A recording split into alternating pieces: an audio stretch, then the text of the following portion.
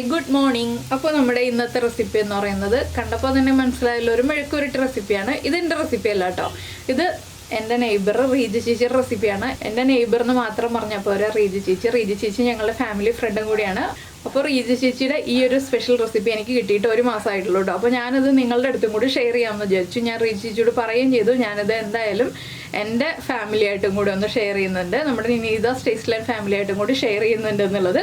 അപ്പോൾ ചേച്ചിയോട് ഞാൻ പറഞ്ഞുകൊണ്ടാണ് നിങ്ങളുടെ അടുത്ത് ഇത് ഷെയർ ചെയ്യുന്നത്. അപ്പോൾ എങ്ങനെയാണ് റീജി ചേച്ചിയുടെ ഈ ഒരു സ്പെഷ്യൽ കായ പയർ മെഴുക്കുവരട്ടി ഉണ്ടാക്കുന്നത് നമുക്ക് നോക്കാം.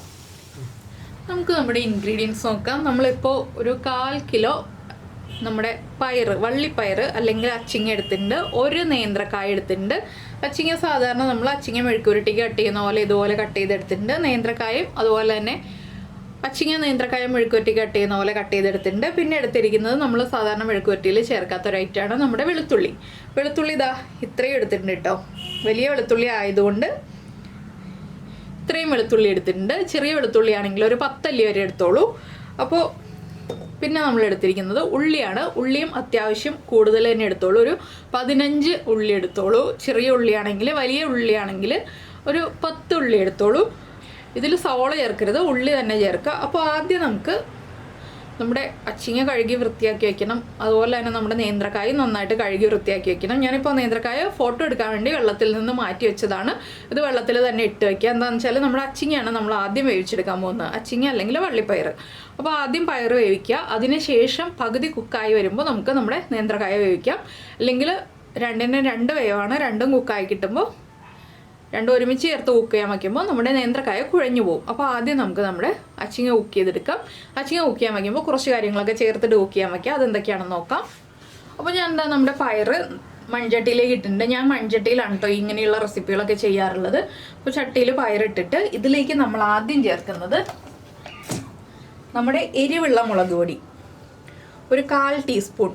1/4 കിലോ പയറിനുള്ള അളവുകളാണ് കേട്ടോ ഞാൻ ഈ പറയുന്നത്. 1/4 ടീസ്പൂൺ മുളക് പൊടി ചേർത്തിട്ടുണ്ട്. അതുപോലെ തന്നെ 1/2 ടീസ്പൂൺ മഞ്ഞൾപ്പൊടി ചേർക്കുന്നുണ്ട്. പിന്നെ നമ്മൾ നേന്ത്രക്കായനും കൂടി ആവശ്യമായിട്ടുള്ള ഉപ്പ് ഇപ്പോൾ ചേർത്ത് കൊടുക്കുന്നുണ്ട്. ഇല്ലെങ്കിൽ നമുക്ക് ഇടയ്ക്ക് ചേർത്ത് കൊടുക്കാം. പിന്നെ ചേർക്കുന്നത് വെളിച്ചെണ്ണയാണ്. ഒരു 2 ടീസ്പൂൺ വെളിച്ചെണ്ണ ചേർക്കുന്നുണ്ട്. പിന്നെ നമ്മൾ ചേർക്കുന്നത് 1 തണ്ട് കറിവേപ്പില. പിന്നെ നമ്മുടെ പയറിനും നേന്ത്രക്കായനും ആവശ്യമായിട്ടുള്ള വെള്ളം. ഞാൻ ഫ്ലെയിം ഓൺ ചെയ്തു. പയർ കുക്കായി വരാൻ അത്യാവശ്യം വെള്ളം വേണം. നേന്ത്രക്കായന് ഒരുപാട് വെള്ളം വേണ്ട. അതനുസരിച്ച് ഞാനിപ്പോൾ ഒരു 3/4 കപ്പ് വെള്ളം ചേർത്തിട്ടുണ്ട്. ഇനി ഇതെല്ലാം ചേർത്ത് നന്നായിട്ടൊന്ന് വേവിക്കാം. ഇതെല്ലാം നന്നായിട്ടൊന്ന് ഇളക്കി കൊടുക്കണം. ആദ്യം ഇളക്കി മിക്സ് ചെയ്തതിന് ശേഷം അടച്ചു വെച്ച് വേവിച്ചെടുക്കുക. പയർ ഒരു 3/4 ഭാഗം കുക്കായി വരുമ്പോൾ നമുക്ക് ഇതിലേക്ക് ബാക്കിയുള്ള കാര്യങ്ങളൊക്കെ ചേർത്ത് കൊടുക്കാം. അപ്പോൾ നിങ്ങൾ ഇങ്ങനെ മെഴുക്കുവരട്ടി ഉണ്ടാക്കിയിട്ടില്ലെങ്കിൽ ഇതൊന്ന് ട്രൈ ചെയ്യൂ, നല്ല ടേസ്റ്റാണ് കേട്ടോ. പിന്നെ എന്താണെന്ന് വെച്ചാൽ മിക്സിയിൽ നമ്മുടെ ഉള്ളിയും വെളുത്തുള്ളിയും ഒന്നും ചതച്ചെടുക്കരുത്, കല്ലിൽ തന്നെ ചതച്ചെടുക്കുക. അപ്പോഴാണ് ഇതിൻ്റെ കറക്റ്റ് ടേസ്റ്റ് നിങ്ങൾക്ക് അറിയാൻ പറ്റുള്ളൂ. ഈ ഒരു മെഴുക്കുവരട്ടിയുടെ വെളിച്ചെണ്ണ ചേർത്തിട്ട് തന്നെ വേവിക്കുകയും ചെയ്യാം കേട്ടോ. അപ്പോഴേ കറക്റ്റ് മെഴുക്കുവരട്ടിയുടെ ആ ഒരു ടേസ്റ്റ് അറിയാൻ പറ്റുള്ളൂ. ഇനിയിപ്പോൾ ഇത് അടച്ചു വെച്ച് ചെറിയ തീയിൽ വെച്ച് വേവിച്ചെടുക്കുക. 3/4 ഭാഗം വെന്ത് വരട്ടെ. അതിനുശേഷം നമുക്ക് ബാക്കിയുള്ള കാര്യങ്ങൾ ചെയ്യാം. ഈ സമയത്ത് ഞാൻ ഉള്ളിയും വെളുത്തുള്ളിയൊക്കെ ഒന്ന് ചതച്ചെടുക്കട്ടെ. നന്നായിട്ട് പേസ്റ്റ് പോലെ ചതയ്ക്കേണ്ട, ഒരുവിധം ചതഞ്ഞാൽ മതി. അപ്പോൾ ഇതൊന്ന് ചതച്ചെടുക്കട്ടെ. നമ്മുടെ പയർ അടച്ചു വെച്ചിട്ട് കുറച്ച് സമയമായി. ഇത് കണ്ടോ, നന്നായിട്ട് വെള്ളമൊക്കെ ഒന്ന് വറ്റി കുറഞ്ഞു തുടങ്ങിയിട്ടുണ്ട്. ഇതിലേക്ക് ഇനി നമുക്ക് നമ്മൾ കട്ട് ചെയ്ത് വെച്ചിരിക്കുന്ന നേന്ത്രക്കായ ചേർത്ത് കൊടുക്കാം. ഇത്രയും വെള്ളം ഉണ്ട് കേട്ടോ, ഇത്രയും വെള്ളമെങ്കിലും വേണമല്ലോ, നമ്മുടെ നേന്ത്രക്കായ വേവണ്ടേ.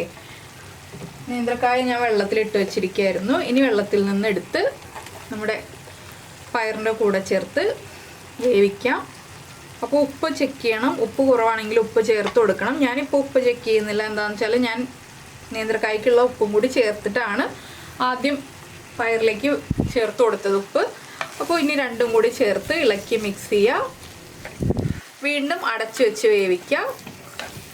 കംപ്ലീറ്റ് വെള്ളം വറ്റി പോകുന്നതിന് മുന്നേ തന്നെ ആയിട്ട് നമുക്ക് മെഴുക്കുവരട്ടി ആക്കി എടുക്കാം കേട്ടോ. എന്താണെന്ന് വെച്ചാൽ കംപ്ലീറ്റ് വെള്ളം വറ്റി പോകണ്ട, കുറച്ച് വെള്ളം വേണം. അപ്പോഴാണ് നമ്മുടെ മെഴുക്കുവരട്ടിയിലേക്ക് ആ ഒരു ഉള്ളിയുടെയും വെളുത്തുള്ളിയുടെയും ടേസ്റ്റൊക്കെ നന്നായിട്ട് പിടിച്ചു വരിക.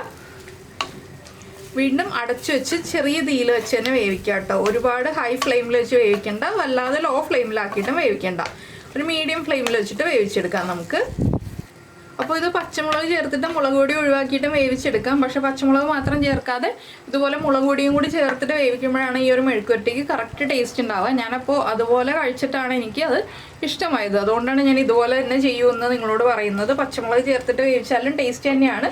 അപ്പോൾ ഇനി ഇത് വെള്ളം വറ്റി വരട്ടെ. കംപ്ലീറ്റ് വറ്റുന്നതിന് മുന്നേ തന്നെയായിട്ട് നമുക്ക് മെഴുക്കുവരട്ടി ആക്കിയെടുക്കാം. അപ്പോൾ ഇനി ഒരു 3 മിനിറ്റൊക്കെ മതി. അത്രയാകുമ്പോൾ നമ്മുടെ വെള്ളമൊക്കെ വറ്റിയിട്ടുണ്ടാവും. 3 മിനിറ്റും കൂടി ഇതുപോലെ തന്നെ വേവിക്കാം.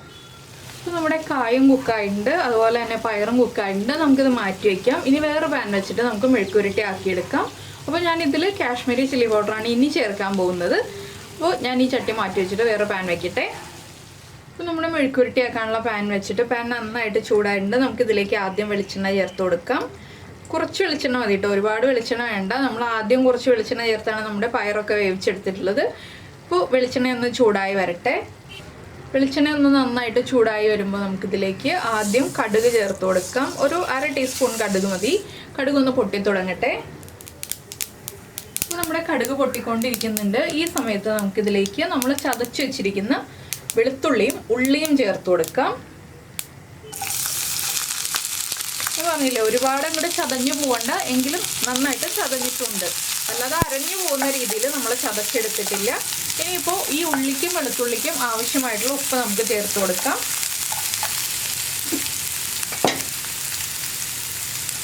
ചെറിയൊരളവിൽ മാത്രം ഉപ്പ് ചേർക്കാം. അതുപോലെ തന്നെ ഞാൻ ചേർക്കുന്നത് 2 തണ്ട് കറിവേപ്പില.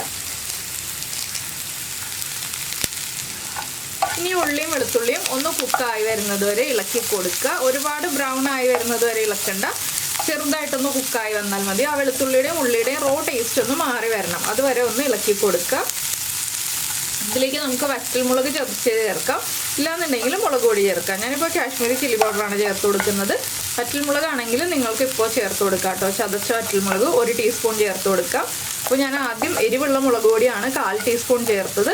അപ്പോൾ ഇനി എരിവില്ലാതെ ഒരു കളറിന് മാത്രമായിട്ട് കാശ്മീരി ചില്ലി പൗഡർ ഒരു 3/4 ടീസ്പൂൺ ചേർത്ത് കൊടുക്കുന്നുണ്ട്. നമ്മുടെ മെഴുക്കുവരട്ടി എന്ന് പറഞ്ഞിട്ടുണ്ടെങ്കിൽ നല്ല കളർഫുൾ ആയിട്ടുള്ള മെഴുക്കുവരട്ടിയാണ്. കഴിക്കാനും ടേസ്റ്റ് ഉള്ളതുപോലെ തന്നെ കാണാൻ നല്ല ഭംഗിയുള്ളൊരു മെഴുക്കുവരട്ടിയാണ്. അപ്പോൾ നിങ്ങൾ ഇതുപോലെ മെഴുക്കുവരട്ടി ഉണ്ടാക്കി നോക്കിയിട്ടില്ലെങ്കിൽ ഉറപ്പായിട്ടൊന്ന് ട്രൈ ചെയ്തിട്ട് അഭിപ്രായം നമ്മുടെ വീഡിയോയുടെ താഴെ ഒന്ന് കമൻറ്റ് ചെയ്യാം കേട്ടോ. അതുപോലെ തന്നെ നിങ്ങൾ ഇങ്ങനെയുള്ള മെഴുക്കുവരട്ടി ഉണ്ടാക്കാറുണ്ടോ എന്നുള്ളതും കമൻറ്റ് ചെയ്യണേ. അപ്പോൾ ഞാൻ ഉണ്ടാക്കാറുണ്ടായിരുന്നില്ല, ഞാൻ ഇപ്പോഴാണ് ഉണ്ടാക്കി തുടങ്ങിയത്. ഉണ്ടാക്കി തുടങ്ങി കഴിഞ്ഞപ്പോൾ നല്ല ടേസ്റ്റാണ്, എല്ലാവർക്കും നല്ല അഭിപ്രായമാണ്. അപ്പോൾ നിങ്ങൾ ഇതുപോലെ ഉണ്ടാക്കാറുണ്ടായിരുന്നോ, അതുപോലെ തന്നെ ഉണ്ടാക്കാറുണ്ടായിരുന്നില്ല എന്നുണ്ടെങ്കിൽ ഇതുപോലെ ഉണ്ടാക്കി നോക്കിയിട്ട് എങ്ങനെയുണ്ടെന്നുള്ള അഭിപ്രായം നമ്മുടെ വീഡിയോയുടെ താഴെ കമൻറ്റ് ചെയ്യണേ. അതുപോലെ തന്നെ നിങ്ങൾക്ക് ഈ ഒരു റെസിപ്പി ഇഷ്ടമായിട്ടുണ്ടെന്നുണ്ടെങ്കിൽ ഇഷ്ടമായോ ഇല്ലയോ എന്നുള്ളതും അതും ഒന്ന് കമൻറ്റ് ചെയ്യണേ. അതുപോലെ ഇഷ്ടപ്പെട്ട റെസിപ്പി ആണെങ്കിൽ ഒന്ന് ലൈക്ക് ചെയ്യാനും കൂടി മറന്നു പോകരുത്. പിന്നെ നമ്മുടെ വീഡിയോ ആദ്യമായിട്ട് കാണുകയാണ്, നമ്മുടെ വീഡിയോ പ്രസൻറ്റ് ചെയ്യുന്ന രീതിയൊക്കെ ഇഷ്ടമായി എന്നുണ്ടെങ്കിൽ നമ്മുടെ ചാനലൊന്ന് സബ്സ്ക്രൈബ് ചെയ്ത് സപ്പോർട്ട് ചെയ്യണേ. സബ്സ്ക്രൈബ് ചെയ്യുന്നതിന് ഈ വീഡിയോയുടെ താഴെയുള്ള റെഡ് സബ്സ്ക്രൈബ് ബട്ടൺ ഒന്ന് ക്ലിക്ക് ചെയ്യുക, ആൻഡ് റൈറ്റ് സൈഡിലുള്ള ബെല്ലൈക്കനും ക്ലിക്ക് ചെയ്യുക. അപ്പോൾ ഓൾ എന്ന് പറഞ്ഞിട്ടൊരു ഓപ്ഷൻ കാണാം. ആ ഓളും കൂടി പ്രസ് ചെയ്തിട്ടുണ്ടെങ്കിൽ ഞാൻ എപ്പോഴും വീഡിയോ അപ്ലോഡ് ചെയ്യുമ്പോൾ നിങ്ങൾക്ക് നോട്ടിഫിക്കേഷൻ വരും. അപ്പോൾ അത് കണ്ടോ, നമ്മുടെ ഉള്ളിയും വെളുത്തുള്ളിയും ഒക്കെ ഒന്ന് ബ്രൗൺ കളറായി തുടങ്ങുന്നുണ്ട്. ഈ ഒരു സ്റ്റേജ് ആകുമ്പോൾ നമുക്ക് ഫ്ലെയിം കുറച്ച് വെച്ചിട്ട് ഇതിലേക്ക് ഒരു 3/4 ടീസ്പൂൺ കാശ്മീരി ചില്ലി പൗഡർ ചേർത്ത് കൊടുക്കാം. 3/4 ടീസ്പൂൺ എന്നുള്ളത് 1 ടീസ്പൂൺ ആയാലും കുഴപ്പമൊന്നുമില്ല, എരിവൊന്നും കൂടി പോവില്ല. നന്നായിട്ടൊന്ന് ഇളക്കി മിക്സ് ചെയ്യുക. ആവശ്യത്തിന് എണ്ണ ഉണ്ടാവണം, എണ്ണ ഓവറായി പോവുകയും ചെയ്യരുത്. നമ്മുടെ കാശ്മീരി ചില്ലി പൗഡറൊക്കെ കുക്കാവാൻ ആവശ്യമായിട്ടുള്ള എണ്ണ ഉണ്ടാവണം.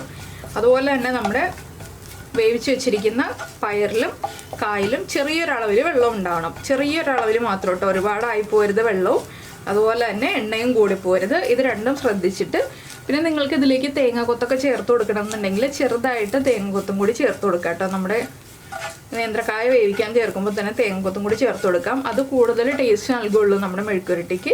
അപ്പോൾ അത് ഞാനിപ്പോൾ ചേർത്ത് കാണിച്ചില്ല. അപ്പോൾ ഞാൻ എൻ്റെ ഒരു ചേർക്കാവുന്ന ഒരു കാര്യവും കൂടി ചേർത്ത് പറഞ്ഞു എന്ന് മാത്രമേ ഉള്ളൂ. നിങ്ങൾക്ക് താല്പര്യമുണ്ടെങ്കിൽ ചേർത്ത് കൊടുക്കാം. കൂടുതൽ ടേസ്റ്റി ആയിട്ടുള്ള മെഴുക്കുവരട്ടി ആയിട്ട് കിട്ടും നമുക്ക്.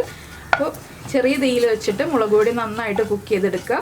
കാശ്മീരി ചില്ലി പൗഡർ ആകുമ്പോൾ കുക്കായി വരാൻ കുറച്ച് സമയം എടുക്കും, ഇല്ലെങ്കിൽ ആ മുളക് പൊടിയുടെ ആ ഒരു റോ ടേസ്റ്റ് നിൽക്കും. അതുകൊണ്ടാണ് നന്നായിട്ടൊന്ന് ഇളക്കി മിക്സ് ചെയ്ത് ഒന്ന് നന്നായി കുക്കായി വന്നു കഴിയുമ്പോൾ ഒരു മിനിറ്റൊക്കെ ഒന്ന് ഇളക്കി കൊടുക്കണം കേട്ടോ. കാശ്മീരി ചില്ലി പൗഡർ ചേർത്ത് കഴിഞ്ഞിട്ട് നന്നായിട്ടൊന്ന് ഇളക്കി കുക്ക് ചെയ്ത് കഴിയുമ്പോൾ നമുക്ക് ഈ വേവിച്ച് വെച്ചിരിക്കുന്ന നമ്മുടെ കായും അതുപോലെ തന്നെ നമ്മുടെ പയറും ചേർന്ന മിക്സ് ചേർത്ത് കൊടുക്കാം. അതിലുള്ള ചെറിയൊരു വെള്ളത്തിൻ്റെ അംശമുണ്ടല്ലോ, അതും കൂടി മിക്സ് ആയി കഴിയുമ്പോൾ നന്നായിട്ട് നമുക്ക് മുളകുമായിട്ട് മിക്സ് ചെയ്ത് യോജിപ്പിച്ചെടുക്കാം. ഫ്ലെയിം കുറച്ച് തന്നെ വയ്ക്കാം, ഹൈ ഫ്ലെയിമിൽ വെക്കരുത്.